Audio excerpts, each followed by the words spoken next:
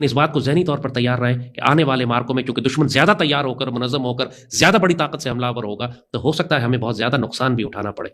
जिस तरह फ़लस्तीन के मुसलमान शहीद हो रहे हैं, वैसी शहादतें हमारे शहरों में भी आएँगी। तो फ़लस्तीन के मुसलमानों से सीखें। और दूसरा ये है कि राजनाथ सिंह पाकिस्तान के जो न्यूक्लियर वेपन्स हैं उनको एक्सट्रीमिस्ट ग्रुप से लिंक करते हैं कि जी ये extremist group they can take over. कि हम दिल्ली पर पाकिस्तान का झंडा लहराएंगे, गहरे सब्ज रंग का झंडा, वहाँ जुमे की नमाज अदा करेंगे, उसके हुक्मरानों को, अमित शाह को, मोदी को, डोवल को जंजीरों में लपेट कर लाएंगे। ये सब अल्लाह ने जो पाकिस्तान आर्मी के नसीब में, पाकिस्तानी कौम के नसीब में रखा था, ये अब अपनी आंखों से देखेंगे आप। वज़ीर आज़म मोदी भी कह रहे हैं कि मुज़ाकरात के लिए तैयार हैं, मगर वो कहते हैं पाकिस्तानी कश्मीर पर बात करेंगे, दहशतगर्दी पर बात करेंगे। क्योंकि दुश्मन ने आपका पानी भी रोका हुआ है, दुश्मन बुरी तरह से जख्मी है, वो इस वक्त पूरी दुनिया से असलहा मंगवा रहा है नेक्स्ट राउंड के लिए। इसहाक डार साहब की स्टेटमेंट के बाद जिसमें उन्होंने कहा कि हमारा सीज फायर भारत के साथ 18 मई तक है, उसके फौरन बाद लोगों के जहनों में यह सवाल पैदा हुआ कि फिर क्या 18 मई के बाद जब यह सीज फायर मुआहिदा खत्म होगा तो क्या फिर से जंग शुरू हो जाएगी? बराह रास्त इसमें इसराइल और भारत दोनों मिलकर हमारे खिलाफ हमलावर थे। जितने ड्रोन पाकिस्तान पर फायर किए गए हैं, 700 के करीब ड्रोन हमने मार कर गिराए हैं, ये सब इसराइली पायलट उड़ा रहे थे। इन्हीं कंट्रोल रूम से बैठ के जो ड्रोन, ज़ाहिर है पायलट ड्रोन के ऊपर कोई आदमी तो नहीं बैठा होता, कंट्रोल रूम से ये ड्रोन उड़ाए जाते हैं। सो जो ड्रोन कंट्रोल रूम था ये टोटली इसराइल के पास था, इसराइली फौज थी और ये सारे ड्रोन इसराइली थे। इंडस वाटर ट्रीटी को जो उन्होंने तात्तुल का शिकार बनाया और जिस जारहियत का वो इर्तिकाब कर रहे हैं, आप इशारा कर रहे हैं अपने तर्जिए में, उससे निपटने के लिए पाकिस्तान को क्या करना होगा? इसराइली फौज आई है, अब वो ज्यादा बड़े पैमाने पर पाकिस्तान के खिलाफ ही ड्रोन वॉरफेयर करेंगे। वही हमने कहा ना कि इसराइलियों को बहुत अच्छी तरह मालूम है कि पूरी मुस्लिम दुनिया में अगर कोई मुल्क इनको तबाह कर सकता है तो वो पाकिस्तान है। तो वो इस मौके का फायदा उठाकर भारत के साथ मिलकर पाकिस्तान के खिलाफ फैसलाकुन जंग शुरू कर चुके हैं। इसहाक डार साहब की जानिब से सेनेट में एक बार फिर वाज़ह किया गया है कि पाकिस्तान की जानिब से ये नहीं कहा गया था कि सीज फायर की दरख्वास्त, जबकि अमेरिका ने कहा था। नहीं, ये तो अमेरिकन ने खुद अनाउंस, प्रेसिडेंट ट्रम्प ने अनाउंस किया कि दुश्मन एक जानिब अपने जख्म चाट रहा है और दूसरी जानिब अगले हमले की तैयारी कर रहा है। हम पहले मरहले में हमने शुक्राने की नमाजें आज पूरे पाकिस्तान में अदा की, हम शुक्र अदा कर रहे हैं, खुशी मना रहे हैं, मगर हमारी मुसल्लह अफवाज भी अगली जंग की तैयारी कर रही हैं। 6 तैयारे इंडिया के जो है वो ज़मीन बोस हो गए हैं, तो ये बहुत ही निकम्मी कारकर्दगी थी इंडिया की और अल्लाह रब्बुल इज़्ज़त ने पाकिस्तान का बड़ा साथ दिया। बेहतरीन ये जो राजनाथ सिंह साहब का पाकिस्तान को रोग नेशन कहना, वो ये है कि जारी बात है, वो उनको एक ही चीज़ नज़र आती है कि जी कि पाकिस्तान के बैलिस्टिक मिसाइल खड़े हुए और सईदी रसूलुल्लाह उन मिसाइल की निगरानी फरमा रहे हैं। अब मुझे बताओ, इसीलिए तो ये ग़ज़वा हिंद है। जय हिंद दोस्तों, नमस्कार दोस्तों। लाल टोपी की पतलून पूरी तरीके से गीली हो चुकी है और लाल टोपी अब भारत के खौफ में आ चुका है और कह रहा है कि इंडिया पाकिस्तान से फिर से हमला करने वाला है और इस बार पाकिस्तान का नामो निशान मिटने वाला है। तो चलिए दोस्तों, आप लोग पूरा वीडियो देख लीजिए। ये कह रहा है कि दोस्तों दिल्ली के लाल किला पर पाकिस्तान का झंडा लहराएगा। तो चलिए दोस्तों, आप पूरा वीडियो देख लीजिए। अगर आपको वीडियो पसंद आता है तो आप लोग वीडियो को लाइक करके चैनल को जरूर सब्सक्राइब कर लीजिएगा। लिहाजा अब जो होने वाला है, ये परेशान मत हो कि सीज फायर हो गया, ये टेम्परेरी है सब कुछ, क्योंकि दुश्मन ने आपका पानी भी रोका हुआ है, दुश्मन बुरी तरह से जख्मी है, वो इस वक्त पूरी दुनिया से असलहा मंगवा रहा है नेक्स्ट राउंड के लिए।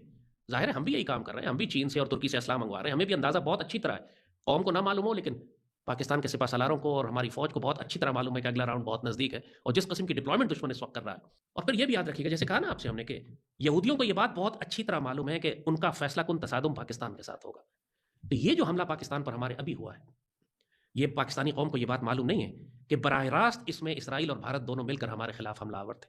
जितने ड्रोन पाकिस्तान पर फायर किए गए हैं, 700 के करीब ड्रोन हमने मार कर गिराए हैं, ये सब इसराइली पायलट उड़ा रहे थे। इन्हीं कंट्रोल रूम से बैठ के जो ड्रोन, ज़ाहिर है पायलट ड्रोन के ऊपर कोई आदमी तो नहीं बैठा होता, कंट्रोल रूम से ये ड्रोन उड़ाए जाते हैं। सो जो ड्रोन कंट्रोल रूम था ये टोटली इसराइल के पास था, इसराइली फौज थी और ये सारे ड्रोन इसराइली थे।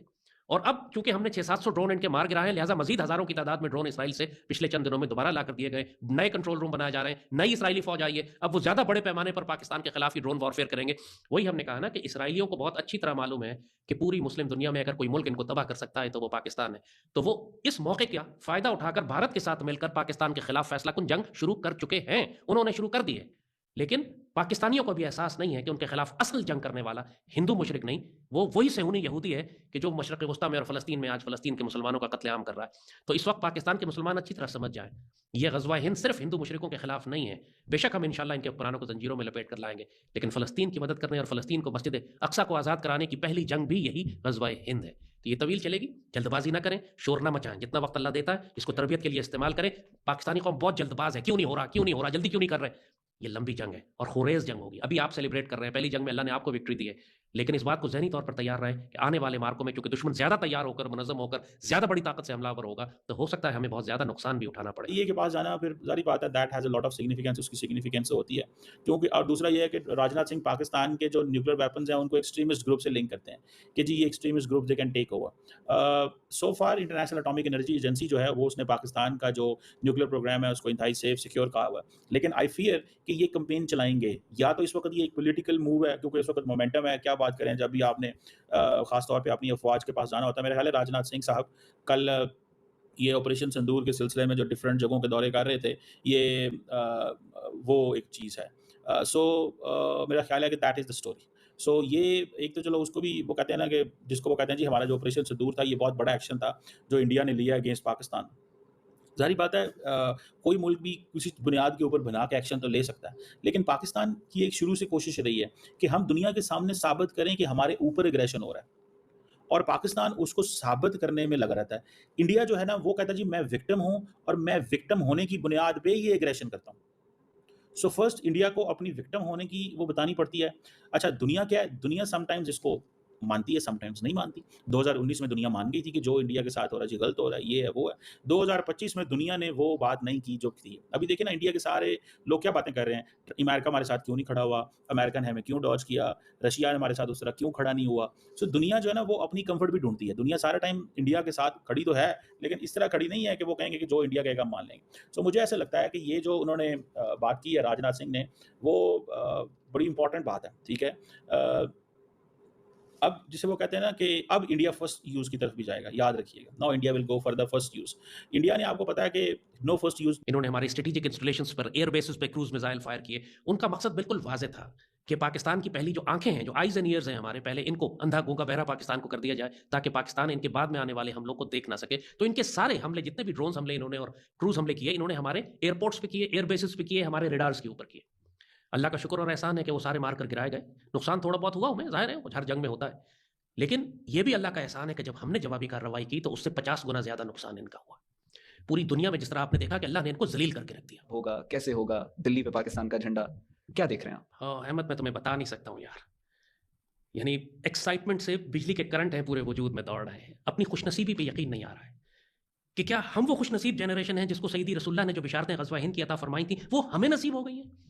जिस तरह सुल्तान मोहम्मद फ़ातेह ने जब कुस्तुनतुनिया फ़तह किया होगा 900 साल के बाद, कि जिसको फ़तह करने के लिए सहाबा कराम कोशिश करते रहे, उमैयद कोशिश करते रहे, अब्बासी कोशिश करते रहे, और उस्मानियों के आबा अजदाद कोशिश करते रहे, बिलाखिर सुल्तान मोहम्मद फ़ातेह के नसीब में आया। तो सोचें कि सुल्तान मोहम्मद फ़ातेह की खुशनसीबी, उसका क्या एक्साइटमेंट और क्या वजूद, क्या नशा होगा उसके वजूद में कि सईदी रसूलुल्लाह की बिशारतें और खुशखबरियों का हकदार वो 22 साल का सुल्तान हो गया।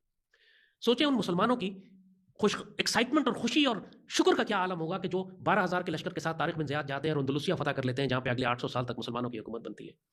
इसी तरह ये ग़ज़वा हिंद का जो आखिरी मार्का है, ये उससे बड़ा मार्का है। ये आखिरी ज़माने के बड़े बड़े मार्कों में से एक है। और पाकिस्तान को जिस मकसद के लिए बनाया गया था, लाखों करोड़ों हमने शहीद दिए थे, इतने साल हमने, जिसके लिए अल्लाह ने हमें तैयारी करवाई, पाकिस्तान की मुसल्लह अफवाज को इतनी जंगें करवाई गई।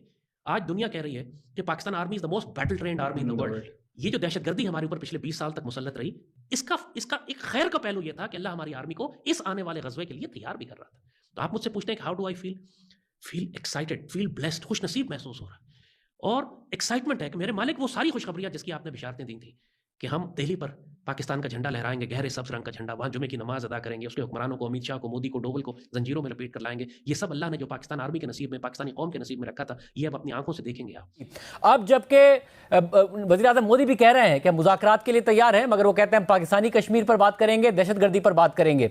पाकिस्तान इसमें सिल्वर लाइनिंग ज़रूर देख रहा है। पाकिस्तान कह रहा है चले कम से कम टेबल पर वो आ रहे हैं, हमारा भी केस है उनके खिलाफ दहशतगर्दी का, हम उस पर बात करेंगे और हम उनके जो ज़ेरे कंट्रोल कश्मीर उस पर बात करेंगे। जब ट्रंप भी इस इक्वेशन में आते हैं और वो बार बार कह रहे हैं कि जी मुज़ाकरात करें, बात आगे बढ़े, आपको लग रहा है कुछ मस्बत पेशरफ्त है, ये होने जा रहा है कुछ?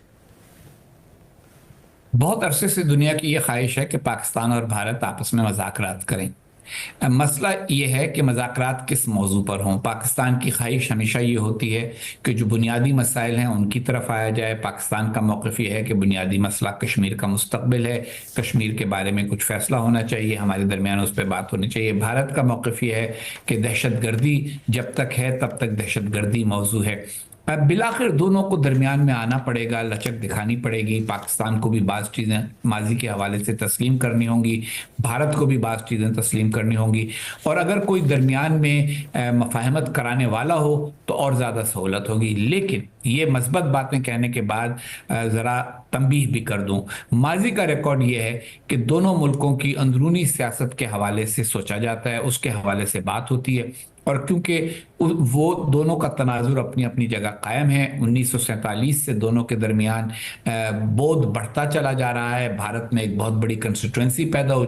मतलब जितने डिफेंस एक्सपर्ट्स हैं, इंडियन भी पाकिस्तानी, वो कहते हैं इनके पास जो मर्जी रिसोर्सेज हो, जितना मर्जी एड़ी चोटी का जोर लगाएं, इनको वेस्टर्न जो डिफेंस कॉम्प्लेक्स है पूरा सपोर्ट करे।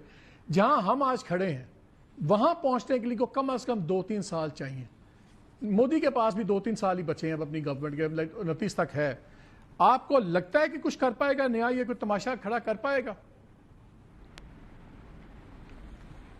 देखिए मालिक, बीजेपी की और ख़ासतौर पे बीजेपी के हॉकिश एलिमेंट है जिसको लीड कर रहे हैं नरेंद्र मोदी, वो कुछ भी कर सकते हैं, और यही वो चीज़ है जिससे हमें अलर्ट रहने की ज़रूरत है। देखिए उनकी फ्रस्ट्रेशन कहाँ निकल रही है, उनकी फ्रस्ट्रेशन टर्की पे निकल रही है, उनकी फ्रस्ट्रेशन चाइना पे निकल रही है। पाकिस्तान को उनके नज़र में इस पूरी जंग में और इस पूरे 22 अप्रैल के बाद की सूरत हाल में जिसने पाकिस्तान को सपोर्ट किया है डायरेक्टली इनडायरेक्टली या इंडिया के साथ जाके नहीं खड़ा हुआ है, उसकी मोदी जो ग्रुप ऑफ जो बीजेपी है उसकी नज़र में वो सब उनके दुश्मन हैं। दोस्तों, क्या आपके हिसाब से भारत को एक बार फिर से पाकिस्तान पर ऑपरेशन करना चाहिए? और जितने भी ये पाकिस्तानी उछल रहे हैं कि हमारी विक्ट्री हुई और हमारी फतह हुई, इनको दोस्तों इनकी औकात दिखाना चाहिए भारत को। आप लोग भी दोस्तों मेरी बात से सहमत है तो दोस्तों आप लोग कमेंट करके ज़रूर बताइएगा, और दोस्तों आप लोग भारतीय सेना के लिए एक प्यारा सा कमेंट जरूर करिएगा। बात करें दोस्तों इस मुद्दे की, तो दोस्तों लाल टोपी ने एक बयान जारी किया है जिसमें दोस्तों एक इंटरव्यू हुआ उसका। दोस्तों वो भी ज़्यादा कुछ उछल रहा है भारत को लेकर। उसने कहा कि दोस्तों हम दिल्ली में जाकर हम पाकिस्तान का झंडा लहराएंगे। इतने सपने दिख रहे हैं दोस्तों पाकिस्तानी मीडिया दोस्तों इतना प्रोपगंडा कर रहा है कि इस जंग में, अभी तो दोस्तों जंग हुई भी नहीं है, भारत ने दोस्तों अभी कुछ भी नहीं किया, और ये पाकिस्तानी बोल रहे हैं कि भारत को हमने जंग में हरा दिया है। मतलब कि दोस्तों आप समझ सकते हैं कि पाकिस्तानी कितना प्रोपगंडा कर रहे हैं। भारत जब भी दोस्तों वॉर पाकिस्तान को ख़त्म करने पर आ जाएगा तो दोस्तों पाकिस्तान का नामो निशान मिट जाएगा। दोस्तों आप समझ सकते हैं कि ये पाकिस्तानी कितने ज़्यादा उछल रहे हैं। भाई दोस्तों इस लाल टोपी की बात करें दोस्तों, ये कह रहा है कि भारत दूसरा हमला करने वाला है, हमारी पाकिस्तानी सेना को अलर्ट रहना चाहिए। ये बात दोस्तों सही है कि अभी जो सीज फायर हुआ है वो दोस्तों सिर्फ 18 मई तक है। इसके बाद दोस्तों भारत एक नए ऑपरेशन करने वाला है, उसका नाम दोस्तों होने वाला है किलर ऑपरेशन, जिसके तहत दोस्तों हो सकता है कि पाकिस्तान को बड़ा खामियाजा भुगतना पड़ सकता है इस ऑपरेशन के तहत। क्योंकि दोस्तों ऑपरेशन सिंदूर के तहत आपने देखा कि भारत ने कई आतंकी ठिकानों को मिट्टी में मिला दिया, जिसके बाद दोस्तों पाकिस्तानी ये कह रहे थे कि भारत ने रात को छिपकर हमला किया हमारे मुल्क पर। भाई दोस्तों आप समझ सकते हैं कि पाकिस्तानी मीडिया जमकर प्रोपगंडा कर रहा है भारत के खिलाफ। तो दोस्तों आप लोग इन पाकिस्तानियों को क्या कहना चाहते हो, आपकी इस पर क्या राय आप लोग कमेंट करके जरूर बताइएगा। और दोस्तों ये लाल टोपी कह रहा है कि हम दिल्ली में आकर तिरंगा झंडा लहराएंगे लाल किले पर। आप लोग इसको क्या कहना चाहते हो कमेंट करके जरूर बताइएगा। और दोस्तों ऐसे ही पाकिस्तान मीडिया से जुड़े वीडियोज़ को अगर आप लोग भी देखना पसंद करते हैं तो दोस्तों आप लोग इस वीडियो को लाइक करके चैनल को भी सब्सक्राइब कर लीजिए, जिससे कि दोस्तों आप लोग ऐसे वीडियोज़ को लगातार देख पाएंगे। तो चलिए दोस्तों मिलते हैं नेक्स्ट वीडियो के साथ, तब तक के लिए जय हिंद, वंदे मातरम।